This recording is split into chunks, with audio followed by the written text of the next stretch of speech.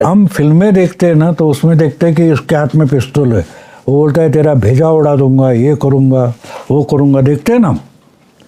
लेकिन गलती से झटापट में अगर वो पिस्तौल सामने वाले के हाथ में आ जाए तो क्या होता है, वो बोलता है यार तू पिस्तौल चलाएगा, तू तो कल्चर्ड है, तू तो सभ्य है, तू गोली चलाएगा, खून करेगा, मर्डर करेगा।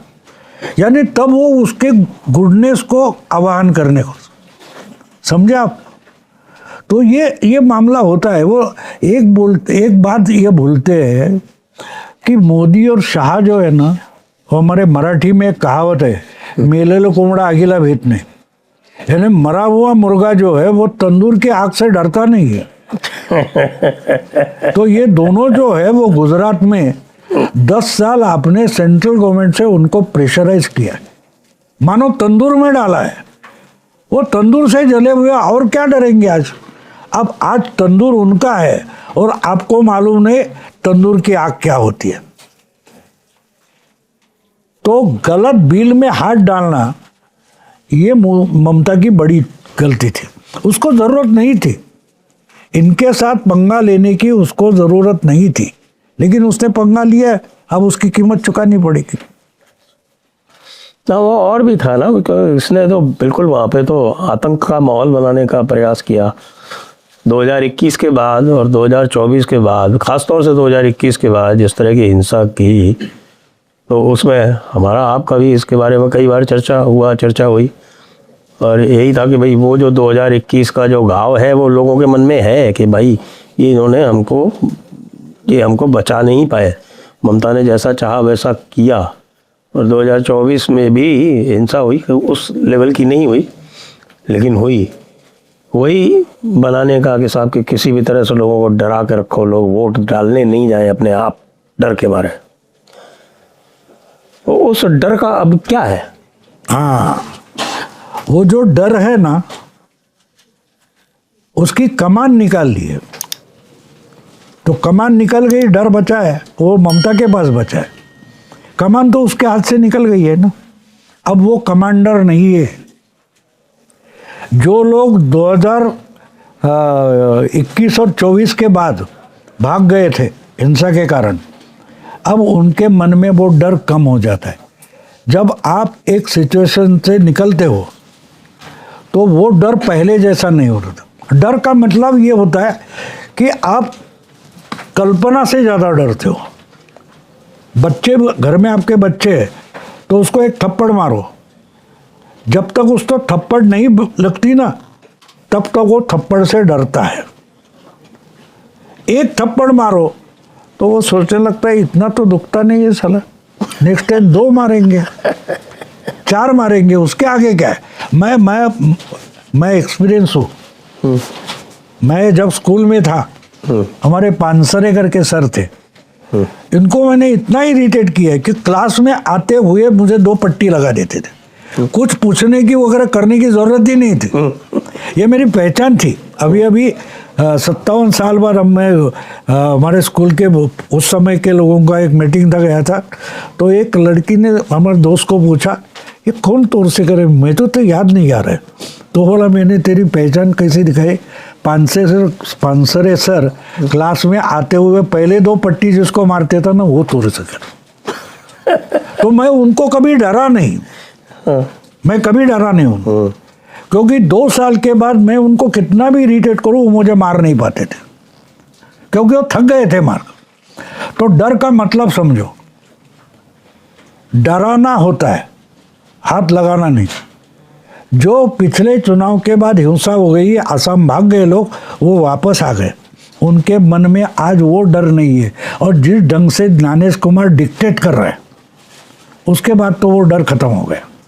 ममता डर रही है, ये बात समझ लो। सबसे बड़ी बात, ममता जिस तरीके से बोल, अरे 2 चरण का चुनाव तो हमारे लिए फायदेमंद है, उल्टी बोलने लगी। तो ममता डरी है, ये सोच लो, ममता डरी है। ममता अपने चुनाव क्षेत्र में हारेगी, ये मेरा कयास है। हारी ममता अपने चुनाव क्षेत्र से भवानीपुर में हारेगी। और इसका एक सबूत मैं दूंगा। वो जो माहौल क्या है करता है ना, कौन है, न्यूज़ 24 का, वो कालीघाट में गया था और उसका एक अधेड़ उम्र की औरत है 50-60 साल की, उसको पूछा एसआर कैसे चल रहा है, 1 महीने पुरानी बात है, नहीं अच्छा चल रहा है, हमने दे दिया बुक, नहीं होना चाहिए, बढ़िया है, वगैरह वगैरह वो बोलती है सब।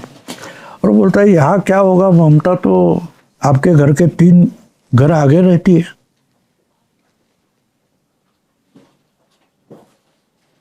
उसका मन आपको पता चलता है, वो ममता को देगी ऐसा नहीं बोल रही है, वो जो बोल रही है कि मैं ममता के खिलाफ देने वाली हूँ, एसआईआर अच्छा हुआ और वोट का क्या होगा, समझा? तो इसलिए मैं बोलता हूँ कि ममता हारेगी, ममता हारेगी। और इसका इतना बारीकी से स्टडी किया है ना, पिछले बीजेपी की एक खासियत है, बीजेपी जीतेगी, अचानक बढ़िया तरीके से जीती ना तो भी स्टडी करते, इतनी लॉटरी कैसे लग गई उसका भी स्टडी करते। कांग्रेस वाले तो हार की भी स्टडी नहीं करते या इंट्रोस्पेक्शन नहीं करते, लेकिन बीजेपी करती है। तो इसलिए इन्होंने इस समय ये चुनाव इतने बारीकी से किया है, अभ्यास उसका, क्यों हारने की। मैं तो कहता हूँ कि आज की तारीख में मुझे लगता है कि मैं 150 पिछले 2 महीने से बोल रहा हूँ, मुझे लगता है 160-70 के आसपास पहुँचे और ममता और नाटक करेगी तो बिहार रिपीट हो जाएगा, 2200 से आगे चले जाएगा, ये भी हो सकता है। चलिए अब थोड़ी और बात कर लेते हैं कि राज्यसभा के चुनाव में हमारी कांग्रेस पार्टी की वही दशा हुई जो हर बार होती है लेकिन महाराष्ट्र में नहीं हुई। नहीं, वो सीरियस नहीं। देखो, कांग्रेस पार्टी का एक प्रॉब्लम ये है कि उनको पार्टी नहीं चलानी है। मुझे लगता है गांधी फैमिली को और ज़्यादा समय तक पार्टी नहीं चलानी है। अब बाकी के लोग अगर कांग्रेस वाले सोचे समझे तो उनको हटाकर चलाएंगे, अगर नहीं चलाना चाहते तो उन्होंने तय किया। अब वो बारडोलोई कौन था, उसका नाम मुझे पूरा, प्रफुल्ल बारडोलोई, तो वो निकल गया, एमपी चुनकर आया था, वो छोड़कर विधानसभा चुनाव लड़ रहा है। तो उसके बारे में प्रियंका वाड्रा को पूछा गया तो बोलते जाने से पहले हमसे बात कर दे तो अच्छा होता।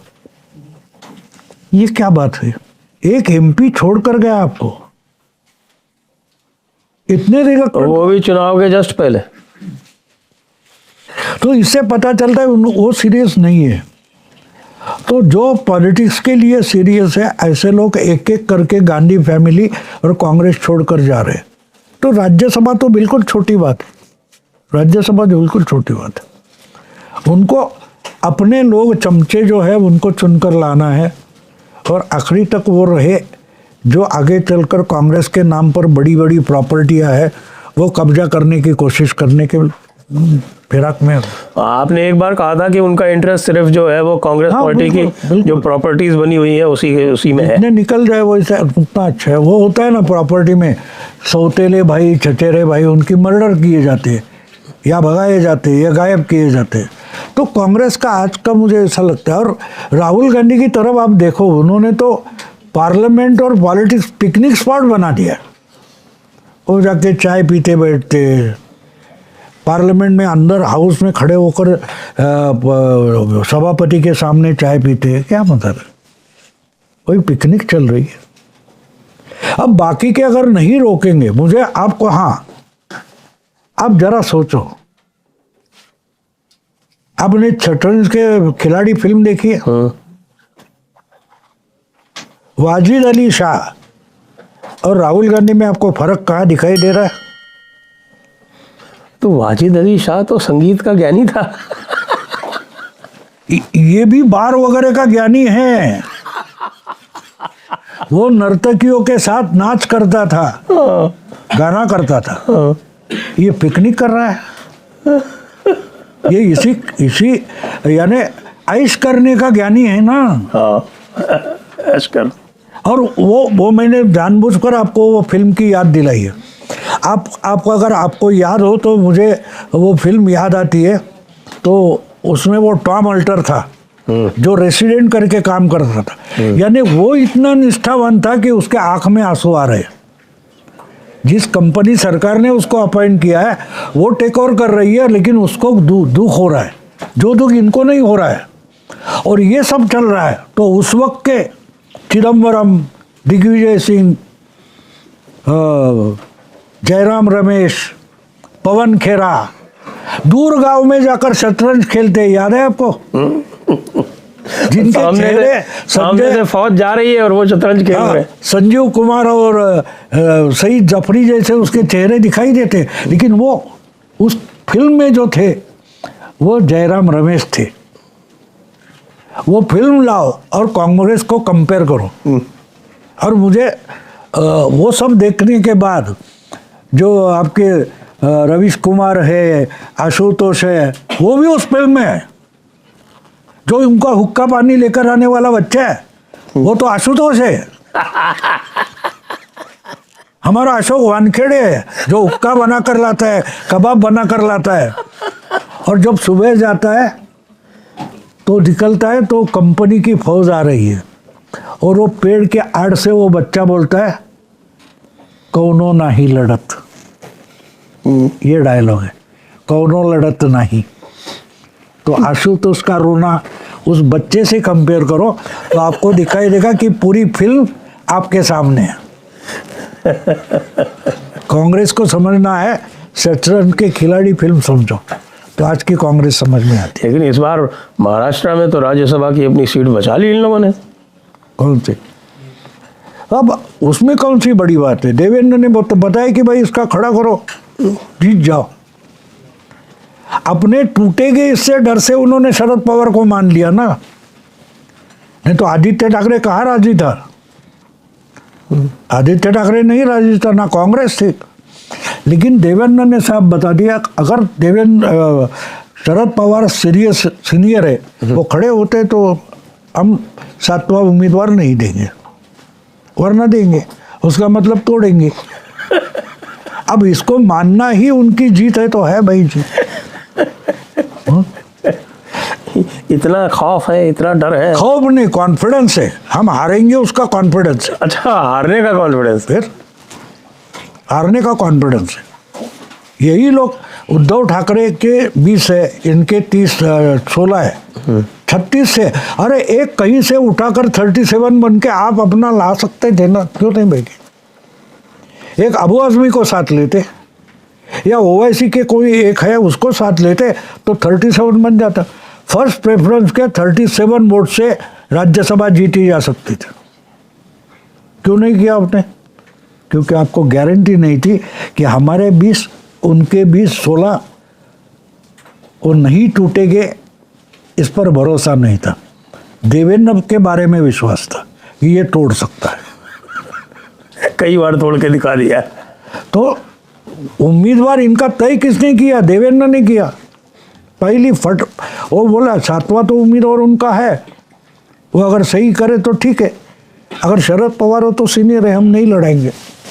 तो उम्मीदवार किसने तय किया? टेक इट और लीव इट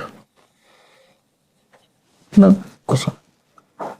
तो लेकिन शरद पवार जी की तो अब स्थिति है नहीं राज्यसभा में बैठने लायक। नहीं, मुझे लगता है उनकी बेटी उनको घसीट कर घुमा रही है। बुरा लगता है, जो उनकी सेहत है, स्वास्थ्य है, वो देखकर बुरा लगता है। देखो, फॉर्म भरने के लिए चुनाव आयोग के लोग उनके घर आए, उसका मतलब क्या है? बहुत डाउन। उसका साइकोलॉजिकल विश्लेषण भी कर सकता हूँ, लेकिन ओपनली नहीं करूँगा। मुझे लगता है कि सुप्रिया को लगता है कि ये मेरा बैंक का खाता है, अगर वही बंद हो जाए तो मेरे चेकबुक का क्या होगा। इसलिए सुप्रिया ने उनको घसीट कर राज्यसभा में लाया। अजीत दादा के जाने से काफी बहुत धक्का लगा। मुझे लगता है कि अजीत दादा के जाने का सबसे बड़ा दुख किसी को है तो शरद पवार को है। उनको, मेरा मानना है कि वो एक भरोसा था उनको कि कुछ भी हो, अलग हो जाए, कुछ भी हो जाए, लेकिन मेरे बाद ये मेरी बेटी को नियंत्रित कर सकता है। अब वही नहीं रहा है।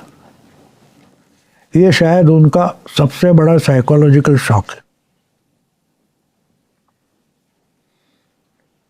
आप देखो उनके 6 महीने पहले के वीडियो निकालो और पिछले 4 महीने 3 महीने के वीडियो देखो तो आपको पता चलेगा। बॉडी, चेहरा अब देखो तो आपको पता चलेगा बहुत डाउन हो गए, बहुत डाउन। आपने धुरंधर देखी? नहीं, पहली भी अभी नहीं, पूरी नहीं देखी है, पहली थोड़ी देखी है, दूसरी तो अभी देखना है। लेकिन मेरे दिमाग में धुरंधर है, बस वो अभी बनी है और मेरी नहीं है। देखो ये फिल्म मेरी दिमाग की नहीं है, आप सबके दिमाग की है। उसमें एक जो डायलॉग है ना वो समझ लो आप, घायल हो इसलिए घातक हो। इस समाज को, इस देश को, इसकी मानसिकता को सालों साल से घायल किया है, अब वो घातक बन रहा है। ये बेसिक आइडिया है, ये बेसिक आइडिया। ये देखो दुनिया में इतना बड़ा जंग चल रहा है, कोई यूनो का नाम तक नहीं ले रहा। अजीब बात है ना। अरब से लेकर, ईरान से लेकर, यूरोप से लेकर साउथ अमेरिका तक हर कोई बोल रहा है यार मोदी कुछ करे। तो मोदी के यूनो है, मोदी धुरंधर है, समझे? इसको धुरंधर बोला जाता है। तो धुरंधर हमारी दिमाग की जो कल्पना है ना उसको आकार मिल रहा है, आकार मिल रहा है। आज तक हमारे सामने झूठे विलन पैदा किए गए, मोगैम्बो, शाकाल, ये झूठे थे। सच्चा लोगों को दिखाई दे रहा पाकिस्तान हमारा दुश्मन है, चाइना हमारा दुश्मन है। यूरोप में बैठे या अमेरिका में बैठे सोरोस वगैरह जो गैंग है वो असली विलन है, उनसे टक्कर लेना जरूरी है। तो वो टक्कर अगर सचमुच होते दिखाई दे रही है तो वो लोग फिल्म में देखना चाहते, वास्तविकता कैसी होती वो देखना चाहते। और इसलिए मैं मानता हूँ कि मोगैम्बो से थके हुए लोग थे, घायल थे, इसलिए लोग घातक बने। उन्होंने ऐसा बदलाव लाया है तो ये दुनिया को धुरंधर दिखाई देने लगा। क्योंकि बॉलीवुड से अभी तक, जैसे ये धुरंधर 2 रिलीज हुई तो धुरंधर 2 ने पहले दिन 100 करोड़ का बिजनेस किया, लेकिन बॉलीवुड से अभी तक किसी के मुंह से तारीफ नहीं निकली।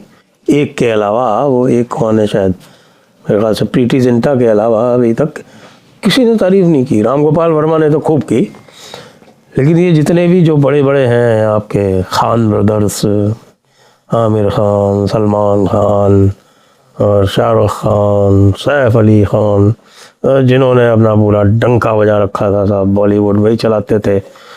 और वो जो YRF यशराज फिल्म्स की वो स्पाई यूनिवर्स थी जिसमें रॉ और ISI मिल के काम करते थे और भारत के दुश्मनों को तोड़ते थे, वो तो पूरी तरह से उड़ गया कहीं हवा में। नहीं, मोदी, राहुल ने भी मोदी का अभिनंदन कब किया है? देखा है, सुना है कहीं आपने? सोनिया गांधी ने किया है? किसी वामपंथी संपादक ने मोदी का अभिनंदन किया है, आपने देखा है कहीं? वही वहां था। ये पूरी इकोसिस्टम कोलैप्स हो रही है, वो समझ नहीं पा रहे कि इसको कैसे रोके। ये आ रहा था, ये समझ नहीं पाए। और एक बात हमेशा होती है, हम दुनिया का इतिहास हम देखें तो एक बात आप देखो कि जब आपको लगता है नहीं कि आपको कोई हरा नहीं सकता तो आप आपको हराने वाला पैदा करते हो। तो इन्होंने ये पैदा किया क्योंकि आप और जो छटपट जो पीढ़ी थे उसको इतना कॉर्नर करते हो कि हमारे मराठी में एक शब्दावली है, डुक्कर मुसंडी, यानी सुअर जब उसको पता चलता है कि मरने ही वाला हो तो जाकर सुअर से टकरा जाता है, शेर से टकरा जाता है, उसको डुक्कर मुसंडी बोलते हैं। तो आज जो कुछ हो रहा है, फिल्मों से लेकर, मीडिया से लेकर, सोशल मीडिया से लेकर, हर एरिया में वो डुक्कर मुसंडी है, घायल हो इसलिए घातक हो। ये ओरिजिनल लाइन है, ओरिजिनल लाइन है। घायक आपने इसको इतना घायल किया, अब वो डरता नहीं है। मैंने जो बोला ना, मरा हुआ मुर्गा तंदूर से डरता नहीं। तो हम राष्ट्रवादी जो है ना, वह वैसे बन गए। हम तंदूर से नहीं डरते। तंदूर से क्या, ज्वालामुखी में डालो, हम नहीं डरेंगे। तो ये मानसिकता बदलती है, और वो जब मानसिकता बदलती है तो अपने आप बदलाव शुरू हो जाते हैं। उसको उन आम लोगों को कॉन्फिडेंस आ जाता है। वो आम आदमी को कॉन्फिडेंस, यानी भारतीय आम आदमी को इतना कॉन्फिडेंस हो गया कि वो किसी से डरता नहीं है। कल परसों की बात है, मुझे लगता है 1 हफ्ते पहले की बात है। वो जो राजीव रंजन है आपका, न्यूज़ 24 माहौल क्या है, माहौल क्या है, वो एयरपोर्ट पर पहुंच गया कि दुबई कतर से जो आने वाले लोग थे उनका इंटरव्यू लेने। कह रहे क्या हम भाग के आए, वो रोते रोते बोलेंगे। बोले कौन सा वॉर है, इंडियन मीडिया में वॉर चल रहा है, वहाँ तो वॉर वगैरह कुछ नहीं है। तो बोला क्या बात कर रहे हो। हाँ बोलो, 5-6 मिनट का वॉर होता है, सायरन बजता है, हम छुप जाते हैं, दूसरा सायरन बजा, बाहर निकले, काम को शुरू। हाँ इंडियन मीडिया में है। तो एक किसी ने तो इतना बताया कि यहाँ से हमको किसी ने फ़ोन तक नहीं किया, हम ही वहाँ से हमने वहाँ से किसी को फ़ोन नहीं किया, लेकिन यहाँ की खबरें देखकर हमारे रिश्तेदार हमको फ़ोन कर रहे कि भाई जिंदा हो कि नहीं। अरे हमने बोला क्या हुआ है, तो हम यहाँ खबर देखकर डर गए। एक 60+ का एक टूरिस्ट था, वो बोला कि मैं इवेंट के लिए आया हूँ, 4 दिन के वापस टिकट बुक किया है मैंने, वापस जाऊँगा दुबई। तो ये कॉन्फिडेंस आया कहाँ से? माहौल जो बदला है वो बदला है। बाकी को मोदी ने क्या किया, मैं मानता हूँ मोदी ने कुछ नहीं किया। मोदी ने वो कॉन्फिडेंस दिया है कि भाई तुम कर सकते हो, करना है तो तुमको करना है। वहाँ से बदलाव शुरू हो गया, और आहिस्ता आहिस्ता एक एक सिस्टम, एक एक इकोसिस्टम कैप्चर करते जा रहे हैं। ताशकंद फाइल से शुरू होकर हम धुरंधर 2 तक पहुँचे।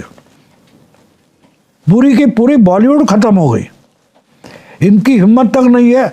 वो पहला धुरंधर खत्म नहीं हुआ है उसका ज़माना, तो दूसरा धुरंधर लेके पहुँच गया।